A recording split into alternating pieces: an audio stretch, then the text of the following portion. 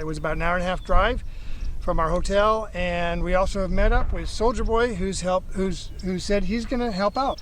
So this is the outside of it. You can see way back there. There's an old guard tower and the big fence with the razor wire. And in a moment, we're going to have Pitbull. He goes by Pitbull, who knows a whole lot about this place, which closed. He's going to come and tell us about it. Hello, gentlemen. Hello. Welcome. I've been in contact with a former inmate that was here, who took me through a lot of the details, gave me a lot of stories. So we're going to share those with you today. We're going to stop and give you some details along the way. And I'm basically approaching this like I was a trustee. One of the things that I learned is that 90% of the work here was done by inmates, by trustees, and the guards were there for custodial purposes. So follow me, and we'll start at the sally port. Cool. This was the one and only way into this place. As a new inmate, this is the door that you came through, and when you were leaving, this is the door you went out of. There's no other way into the perimeter fence, one way in. Electrified, surrounded on all sides by razor wire, and in no man's land. So in the whole history of this place, only 2 people escaped. Nobody got over the fence. Why do they call it a sally port, do you know? The only thing we can figure out is that sally means to go through, or as a portal. And this was the one and only portal. So they called it a sally because we talked about sallying on your way. Okay. So one of the things that you're looking at here is the no man's land. It literally surrounded the entire prison. No man's land meaning that no inmate was allowed within the 2 sides of the fence. Razor wire on the top, razor wire on the bottom. The inner fence was electrified at all times. One of the first stories I was told is that one of the big problems with being an inmate here is the humming. The fence hummed, the lights hummed, everything around this place had an electrical hum, and it drove the inmates crazy. So yeah, I mean, I'm looking at all the razor wire down here. It's like, yeah, nasty. I'm sure they kept it clean in there, and we did, but so it's not electrified now, is it? No, it's not electrified now.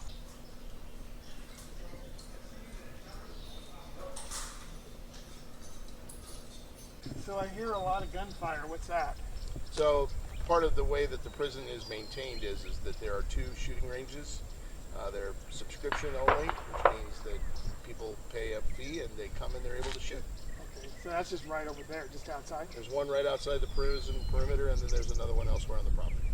Okay. I just imagine, so you drive in, they close the gate behind you. Correct. Right? This is closed, so now you're already trapped in here. Correct. Before you go any further, what you're saying, right? I am saying that, and in just a second here, I'm going to push the gate. We're going to go on to the main prison compound. Like I said to you earlier, there was always a hum. That is because the fence was electrified, and it wasn't electrified like for farm animals. It was electrified for people, and you touched it, and you were down. There was no getting past it.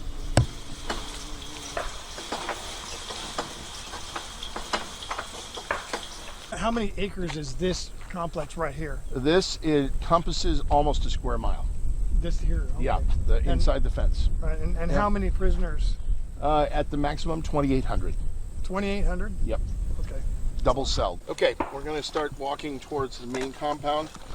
What we're going to do is we're going to show you the path that an inmate took. So what's this line here? So this line was where a vehicle would stop. An officer of the guard would come up, confirm whether you were civilian or whether you were law enforcement.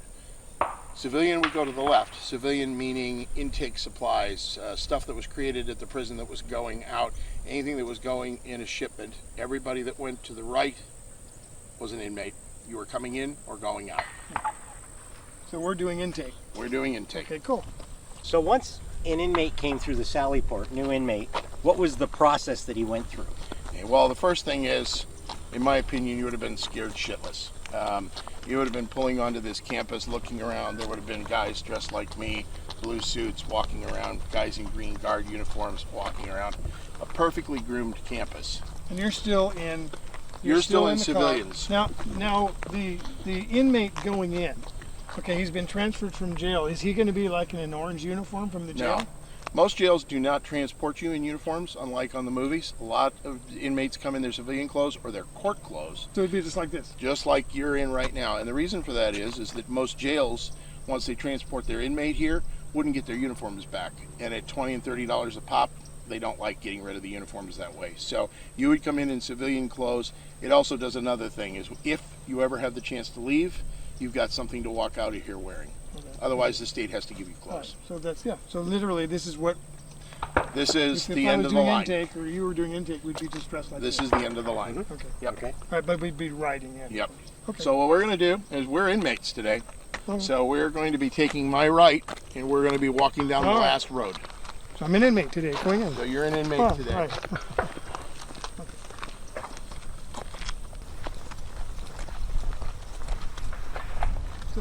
So this building here, Yep. that is cells, right? That's the All of that is cells. Two All stories.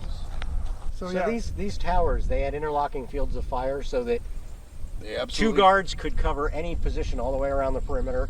They had total view of everything except where the building's obstructed.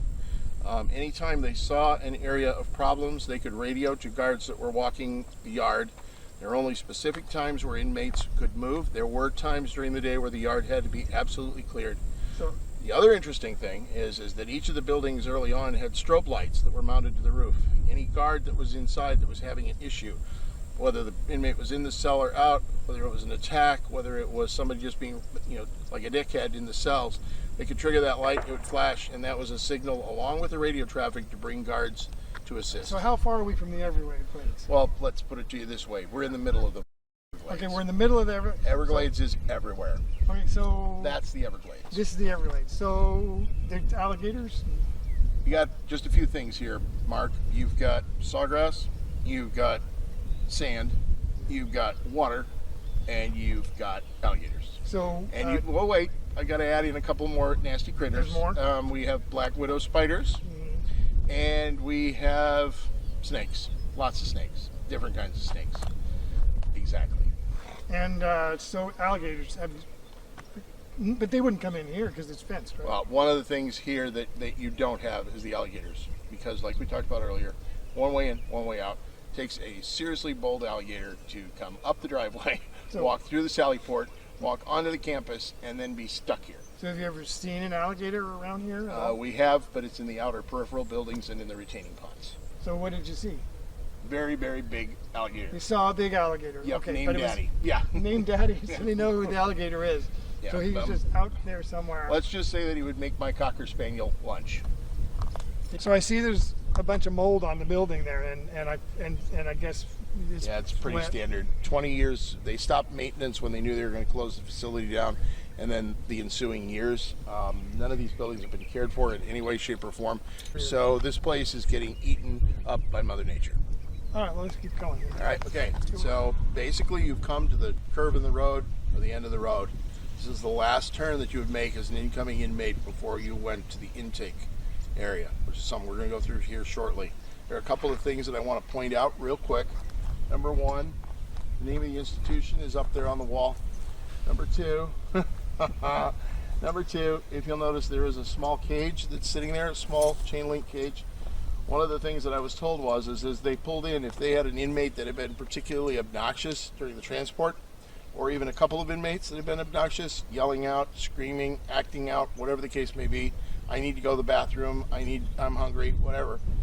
They ended up in that little cage, and they were the last ones to get processed in, the last ones to go inside the building. They sat out there, rain, shine, thunderstorm, didn't matter, until they were ready to take them in. And there was a small door off to the side that we'll see later on the tour.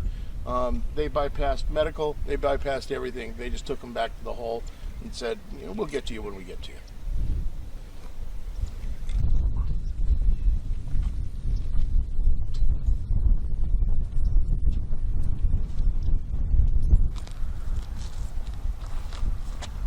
So I have a question. You bet. You probably saw what I looked at. The numbers? Big, long number. So every single building in this complex has a number.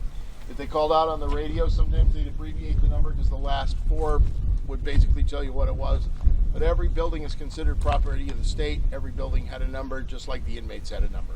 So if something goes wrong, they got to say, we got a problem in 57626027. now a lot of times they just say 6027 stat, just like a hospital. This is where the van stops, the squad car stops.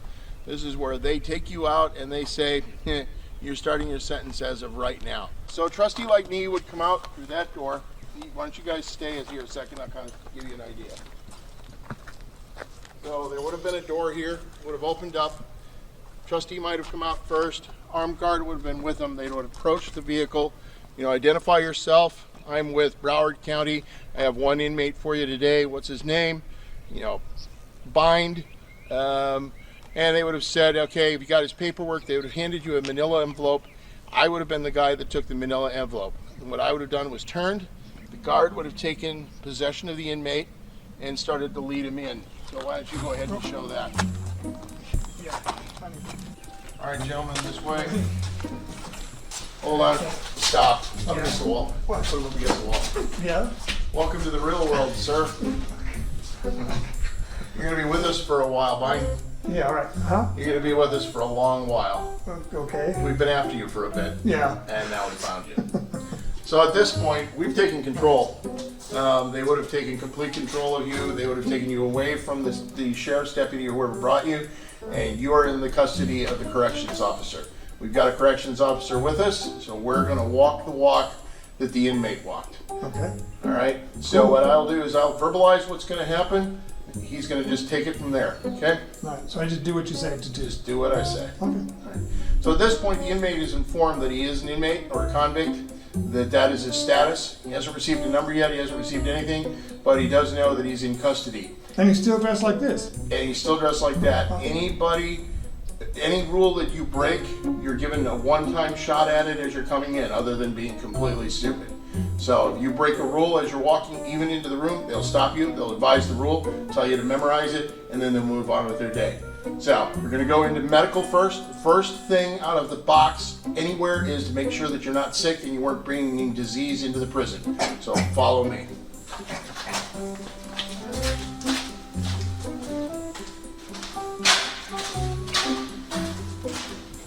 Alright, so the first thing that an inmate sees as an inmate is this fucking room, which I don't know about you guys, but it sucks.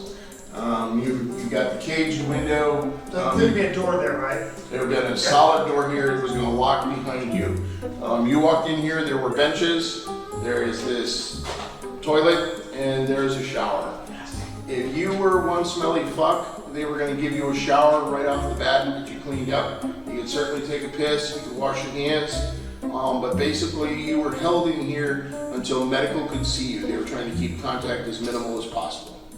So once you were done, once you were called for, usually at this point a medical orderly, usually an inmate, would come. You're in a secure facility, so even though you might think that you'd have to have a guard, you'd have to have all that kind of stuff, they wouldn't at that point. They would just be taking you. All right.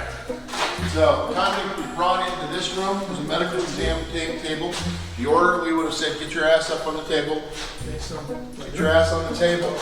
all right, so they Get your ass on the table. Yes, sir. Table's still there. So at this point, routine vital signs would have been taken by an orderly. They would walk out of the room, and then the state doctor would come in and do a cursory exam. They'd ask you a series of questions, mostly about infectious diseases, any disease that you might have. Do you have you had heart problems? Have you had breathing problems? Are you a smoker? Do you drink? Are you in withdrawals? Any of those kinds of questions, all of that material would have been done right here. The other really important question that was asked here is, are you suicidal? Do you have mental health issues? I will tell you, trouble. shut up. I will tell you that 80 to 90% of the people that are coming in this door in some way, shape, or form have a mental health issue. That's evaluated later on in the bill. Follow it now.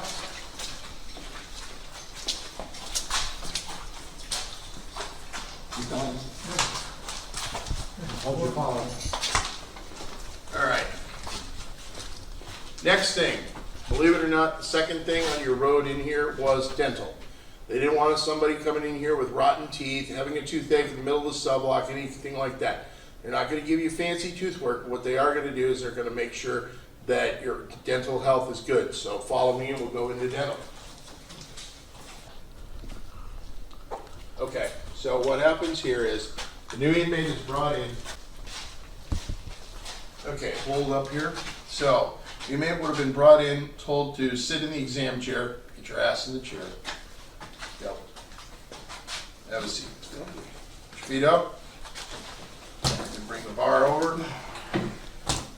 Might wait 5 minutes, might wait 30 minutes. At some point, the doctor comes in. They give you a pretty good quick check. They are not gentle. They are not kind. They're going to look at you any which way from Sunday, make sure that your tooth health is fine. They're either going to give you a clean bill of health or they're going to give you a sheet of paper that indicates you need to come back and be seen about something, and you'll be taken on the next step of your journey. Okay? Follow me. Okay. Next room. All right, so as we're coming out of this hallway, again, the inmate's going to be nervous. You've just had potentially a finger shoved up your ass. You've just had your mouth probed. You've been asked 1,000 questions that you don't maybe particularly want to answer. Everybody in this back wing knows just about every fucking thing that they're going to know about you. And now you're stopping at this door, which is a locked door. You're going to wait for the guard on watch to open the door. You're going to walk through. Once you walk through, there's a room right here. That's going to be the captain of the guard. This is going to be the first point where you get an inmate number. They're going to say, okay, you've been through medical, we've got your paperwork. Once we get your paperwork, they're going to say, all right, inmate, you're B-boy 1111. Just picking an easy number. It wouldn't have been that, but that's it. You understand me, inmate? Yes, sir. What's your number, boy? 1111. It's B-boy 111. Oh, I see. B. Get your head out of your ass. B1111. All right. Once they're done that, they'll advise if there's a security risk or anything like that, and then they'll be told you're going to identify yourself with the captain of the guard at the next post, and you're going to be taken in for intake. Okay? Follow me. I see you have like glass on it. So at this point, this is the control booth for the administrative building. At this point, there would have been a mark on the floor. Step over here. You're going to face that window so that you can be identified. Step back about 2 feet. And they would have had you spread your feet apart. At this point, you would have been given the first instruction about walking, which is, anytime you're walking at this institution, your hands are behind your back, just like this. Okay? In this particular case, you've been kind of a dick. So even though we give you that instruction, you're still going to be held in custody. Got it? Okay. Face forward so they can identify you. So at this point, the inmate is indeed an inmate. They are acknowledged by the system as being here. The glass that would have been here was solid. They're not verbalizing with you in any way, shape, or form. They've been given your paperwork. They're making a visual look to see that you match up with the mugshot for the sheriff's department. You look away like that, and you get your ass handed to you. I'm just telling you right now, all right? So, captain of the guard understands that you are indeed who you are. They recognize that I am a trustee. They recognize that he is a corrections officer. They understand that he is an incoming inmate. And at that point, you hear this door to my right buzz. When you hear that, that takes you into prison. We're now in the real thing, the big deal. Now we're going to have some fun. All right, so at this point, you're buzzed through this sealed door. You're walking down this corridor. As you'll notice, there's not a lot in this corridor. It's basically concrete block until you get to this point. This point, this is the back away. This point, you've got a guard that is controlling administrative segregation and intake. He's acknowledging that you're there. The guard that's there would say, I'm here with prisoner number B-boy 1111. They look at their list, they know it's coming, and they'll say, fine, we'll take you through. Guard will meet you at the door. So continue down the hallway. By the time you get to this cage door, there is a uniformed guard behind it. The uniformed guard had a signal that they would give this guard that they knew that they were secure, that everything was fine. There was always a padlock on the door. The padlock was taken from the inside, moved it from the outside today. The guard would have met you, would have opened the door. At this point, you're always escorted. You're always with a guard. You're going to stop right here. Two things that are important about right here. Number one, the guard is in the control room, so he sees you, has visuals on you. He knows you're there. To the other side, there's the intake officer, and this is where you really start to be an inmate. So you're brought into this office. They would have been stood right in front of the desk. They've been told to spread their legs, put their hands behind their back, and state your number. B1111. All right. The guard would have acknowledged that and said, "What size are you, inmate?" Large. Large. All right. So you'd have turned around, you would have had a huge stack of uniforms. So you grabbed shirt, pair of pants. You would have also gotten your bedding. And at this point, the guard is going to accompany you, but you are going to take the bedding that he gives you. So we've kind of tried to simulate that a bit. We've got the stuff right here. We've got a set of floor blues. We've got a nice mattress. You pick that up. All right. So once the inmate had that, we're still accompanying. We're going to walk out and we're going to go into the cell block. All right. Elman. All right. So at this point, you've gone through one of the last controlled doors. You would have buzzed. You would have walked through. You would have just followed either the trustee, the guard would have been accompanying. They would have come to this door. Now this is at the point where you'd have had the keys. No trustee is ever going to have hold the keys. Ever. I don't care if I'm the nicest guy on the planet, like I am, but we are not going to have keys. The guards are always going to keep control of the keys. The guard would have come over, put his key in the lock. That's pretty cool. You got the key. Shut up. And this would have been pushed by the inmate, okay? You always have to think about it this way. You think about social structure. I am basically the pissant, even though I'm the trusted pissant. I'm opening the guard for him because he's civilian. Do that, we'll walk you through.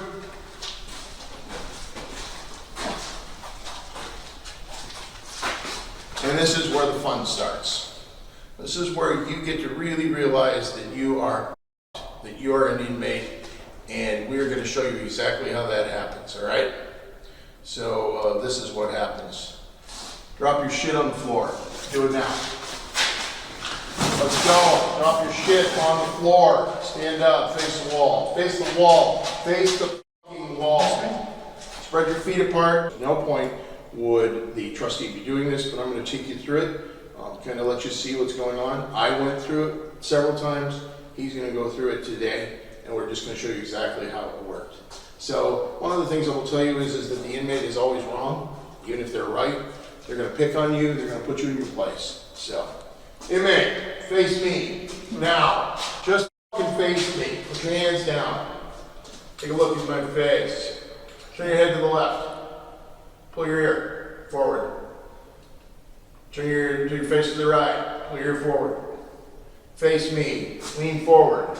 Lean forward. Run your hands to your hair. Run your hands to that rat's nest. Let's go. All the way back, all the way forward. All right, stand up. Stand up. Lean your head back.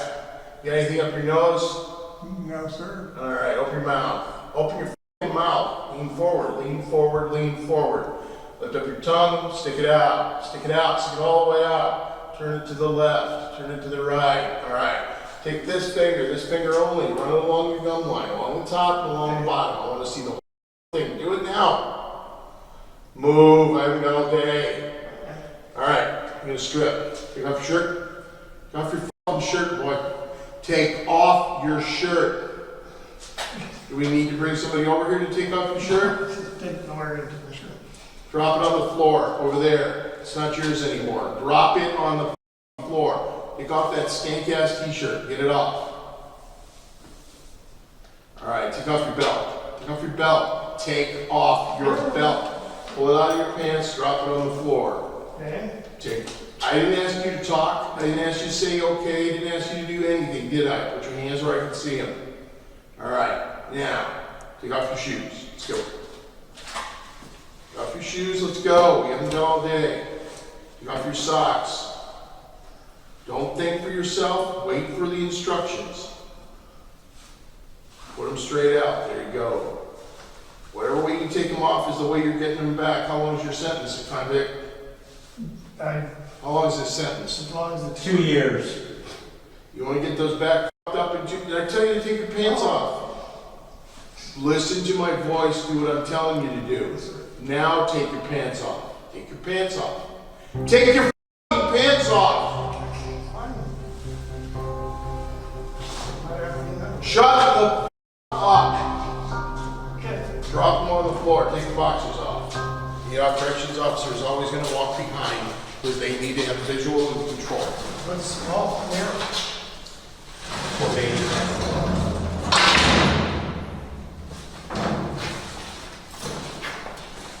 It's like really Going locked. somewhere? It's really locked. So Put your mattress down and put your shit on. This is where they figure out whether you're an escape risk. This is whether they figure out whether you're nuts. This is where they figure out whether you're a complete and total brick. If you'll notice, there's a food port and there is a handcuff port. They're one and the same. Anytime you leave this cell, you're cuffed. Anytime you're fed in your cell. You get 1 hour every 24 hours outdoor time, or a combination. So if you meet with your lawyer one day and he takes an hour and 20 minutes, the next day you've got 40 minutes to do your shit. You have 1 hour that's yours every day. They account for every second of it. So is this authentic uniform? That is Florida State with the white stripe down the back.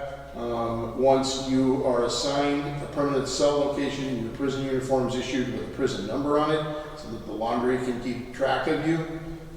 You're given sheets, pillowcases, all sorts of crap, your mattress, and it follows with you everywhere you go. You leave that cell to a new cell assignment, you take your fucking mattress with you because they don't want your critters and grunk and crap on another mattress. Once you're given that mattress, it's yours. All right. So a couple of things about this cell that are it's kind of cool. Number one is this would have been one of the cells that inmates really liked because you got natural light. You'll notice you're right by a skylight that's over my head.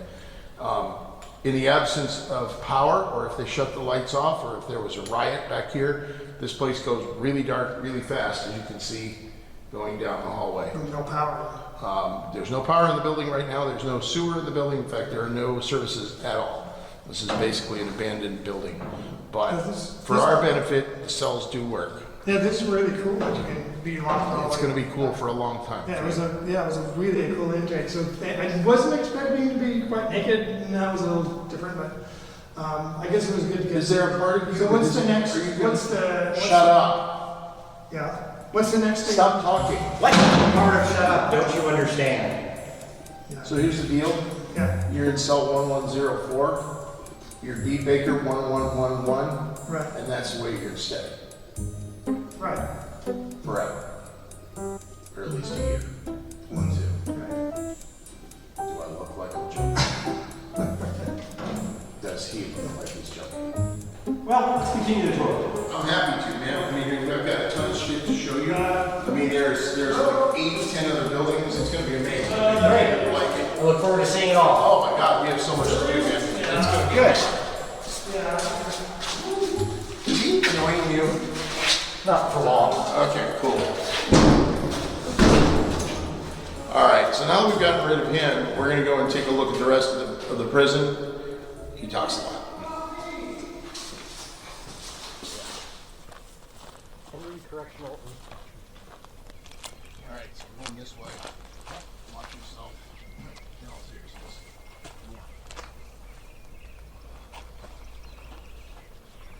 This is visitation. Visitation. Interesting murals on the walls. Right. So what happens is that the inmates would come and they'd want to have pictures of their families, pictures of their kids. So even they're in prison clothes, they'd be standing here, their wife's in civilian clothes, their boyfriend's in civilian clothes, their kids, and they would have a decent backdrop so we don't take a picture in their cell, something like that. And then That makes some sense. out that door, there's actually some outdoor stuff. There's picnic tables. If you were really good, you're in a low security area, you could have lunch at a picnic table and meet your family, and that way you don't traumatize your kids. So this is the next thing we're going to do, guys, is this is the chapel. It was basically a Baptist chapel, but they allowed services in any religion as long as they had people who could legitimately say they belong to one. So we're going to go into the Baptist chapel. Follow us.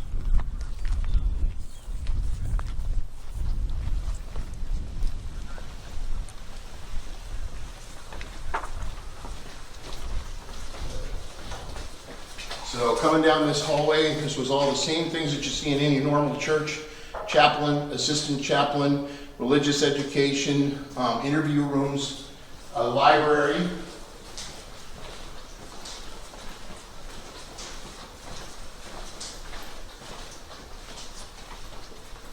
And when you come in here, this is a full-blown chapel. There's a baptismal font up front. They had a prison choir, they had a prison orchestra, and then to the side here they had fellowship hall. After church, you went and had a piece of cake and some ice cream, you went on your way, if you were one of the good guys. And dude, even the whole Bible has been beat up. Well,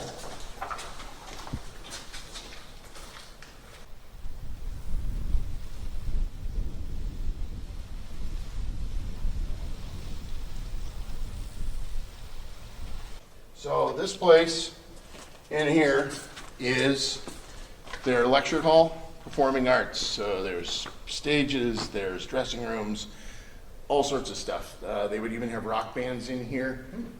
The thing about it is again, you had to be well behaved when you could be over here. If you weren't well behaved, you're locked in a cell. So one of the things I'm going to show you here is that every building that was non-religious had one of these. It was a symbol built, painted by the inmates. They're starting to fade now after almost 20 years, but they're kind of cool. You know what I think we ought to do? what's that? We probably should check on Bind. Because he's been down there for an hour, 2 hours while we've been touring around here. You Suppose can? we can go check. All right, let's go check on him.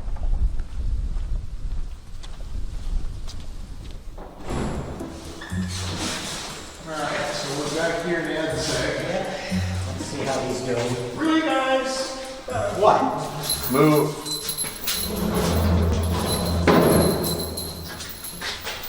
Where are you going? I don't know what this is. You know what? We don't know jack shit. How about if you just go? See the jingling? I love it. Oh, that's a nice one. So very we moving. can finish the tour, but let's get you to the rest part of your ticket, shall we? Another cell. Okay. So this was that's it. Oh, this is your new home. Love the jingle. Makes me think of Christmas.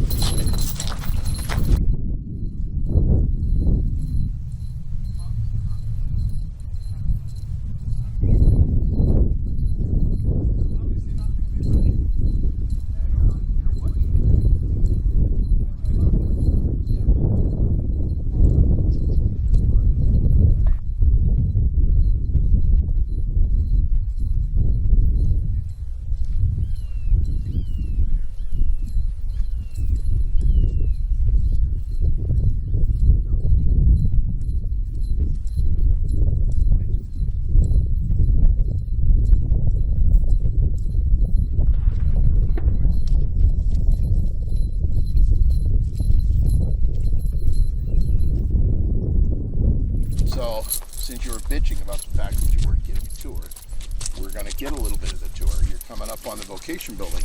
This is where they would have taken peckerheads like you to try to learn a job. See? Place for you to learn how to work. And you're fucking used to it.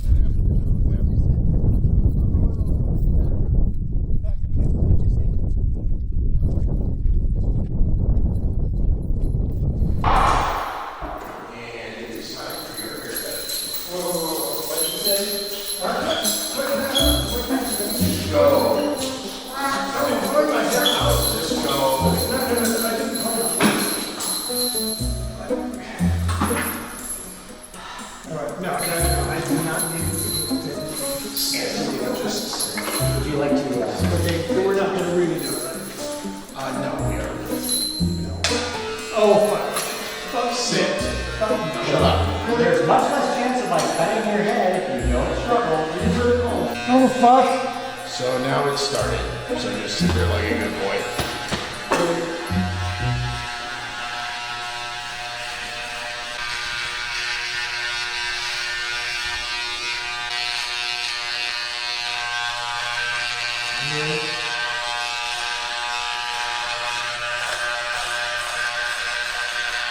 They won't stop fighting it.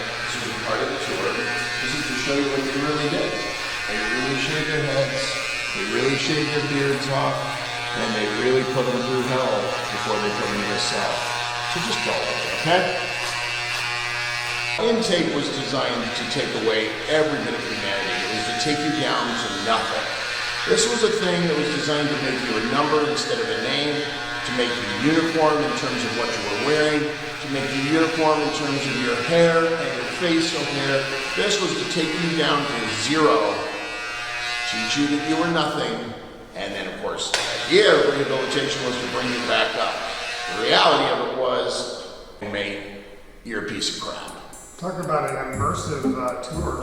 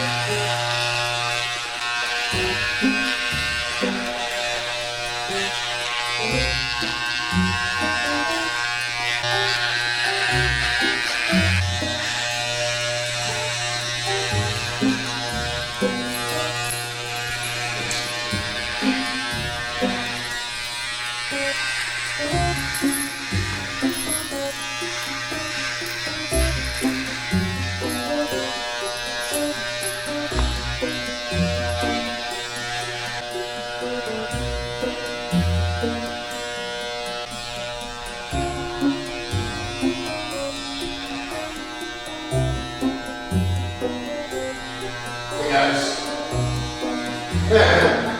you missed a spot.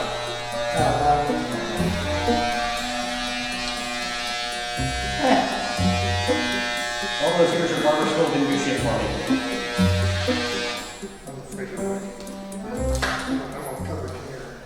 If you had cleaned up, then I would clean up before. So what we're going to be doing now is we're going to be taking him over to medium security, which is where he would have gone after intake given his behavior. Medium security is on both ends of the campus. The vast majority of the inmates were in medium security. There were 2-story wings, three wings per building. That makes 6 2-story wings just filled with medium security. So we're going to see if it works out there. All right, so let's go, Peckerhead. You're wasting my time. All right, so medium security. This looks pretty sketchy here. Fuck. This place is okay. This is pretty rough in here. All right, this is rough.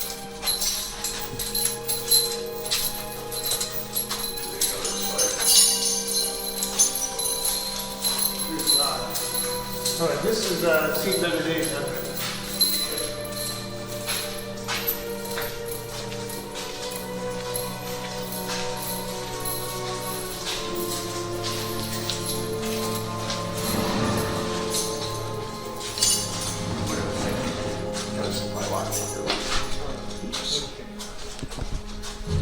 Go. In. In.